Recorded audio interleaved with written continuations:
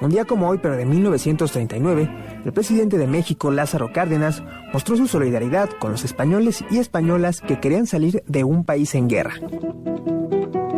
A un año del comienzo de la Guerra Civil Española, iniciada por un golpe de Estado a la Segunda República Española y en medio de la incertidumbre por el régimen fascista que se instauró en España con Francisco Franco, el Sinaya, primer barco del exilio español, llegó al puerto de Veracruz con 1,599 pasajeros, 953 hombres, 393 mujeres y 253 niñas y niños.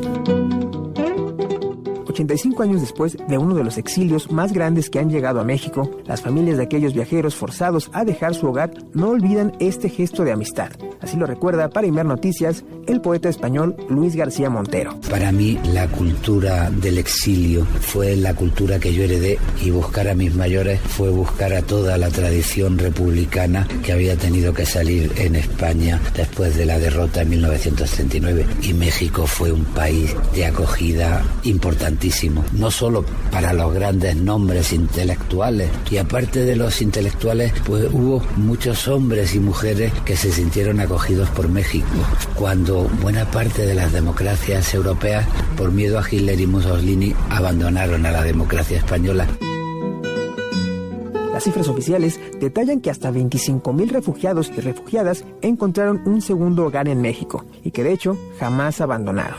Elena Aguilar, nieta de 2 exiliados que llegaron en 1939 al país, menciona que a pesar del contraste de climas entre los dos países, su familia echó raíces. Yo creo que no fue un plan estratégico de mis abuelos pensar voy a ir a México, sino que la vida los fue de repente llevando y pues se vinieron a México en el 39. Mi mamá tendría entonces 7 años. La idea de mis abuelos no era quedarse en Veracruz, tenían más idea de irse para Perote, Las Vigas, por el clima, porque realmente el contraste de clima de Asturias con acá así como que siempre fue medio impactante. De hecho, mi abuelo, que nunca se acostumbró, pobre, se la pasaba sudando con su paliacate. La llegada de los españoles a territorio azteca le vino como anillo al dedo al avance de las ciencias, humanidades y al arte. Entre los recién llegados se encontraban verdaderos personajes que potenciaron el mundo de la cultura.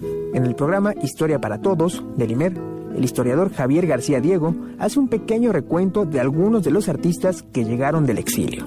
El mundo del teatro y el cine nacional creció con profesionales que trabajaron en lo que hoy conocemos como la época de oro del cine y el teatro nacional, dejando un legado que hasta el día de hoy recordamos. Parte de la aportación de estos intelectuales españoles, en 1953 Álvaro Custodio creó la compañía Teatro Español de México. Entre las obras que pusieron estaba La Celestina, Fuenteovejuna, La Vida es Sueño, El Alcalde de Zalamea. Otro actor muy importante fue José Baviera. Con Buñuel, este señor José Baviera, pues actuó, por ejemplo, en películas como El Gran Casino, El Ángel Exterminador. También tenemos a Ana María Custodio, fue una actriz internacional, actuó en Cuba, en Nueva York, en México. Y si hablamos del mundo gráfico, la situación es la misma. Y entre la sorpresa, el asombro, el descubrimiento del color y de la luz mexicanos, también expuso Jordi Camps Rivera, Enrique Climent, estaba también Roberto Fernández Balbuena, Elvira Gascón, Ramón Gaya, José Moreno Villa, Miguel Prieto, Joseph Renaud. Entonces, en ese sentido, fue para ellos pues un impacto muy fuerte llegar a este país. Quiero decir que, aunque eran pintores profesionales, llegaron a México sin su obra y aquí fue donde la desarrollaron.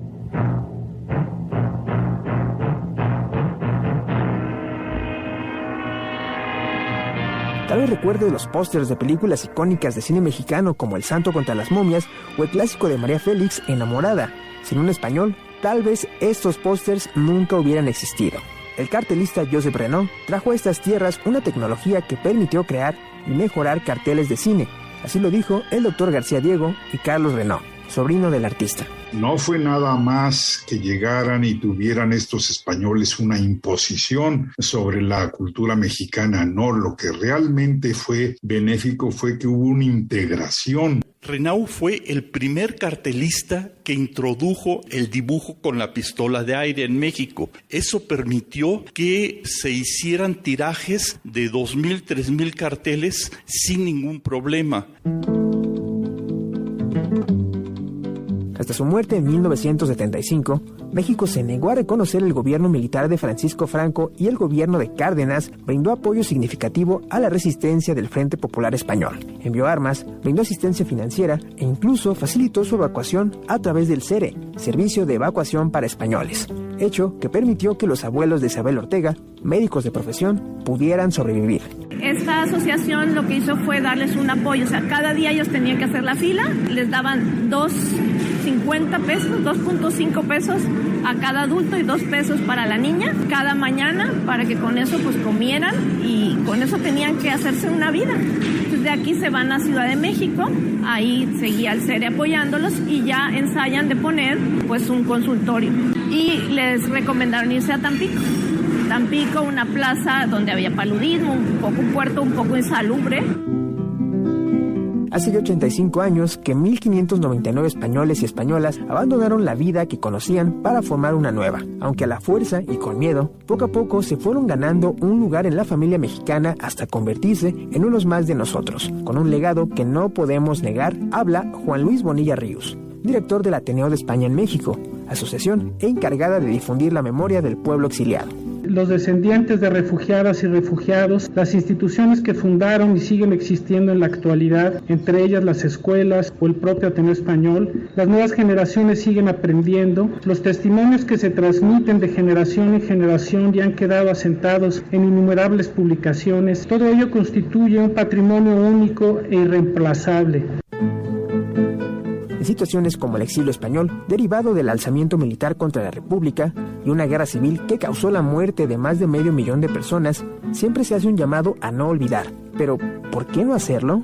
Para Luis García Montero, autor de obras como Almudena y director del Instituto Cervantes, recordar el dolor del pasado significa una gran oportunidad para no repetirlo en nuestro presente. Sigue habiendo exilio. Nosotros, por ejemplo, colaboramos mucho desde el Instituto Cervantes con Sergio Ramírez, con Gioconda Belli. Hay mucha gente que huye de la pobreza. El mar Mediterráneo en Europa se llena de cadáveres de gente que intenta llegar a las costas europeas para mejorar su vida, ¿no? Y de pronto, pues te conmueves cuando ves que en el naufragio de una patera, pues hay muchos seres humanos que mueren sin haber recibido la ayuda y la hospitalidad, incluso antes de salir de su propia tierra, ¿no? Con producción de Adria Cebes, para Imer Noticias, Julián Vázquez.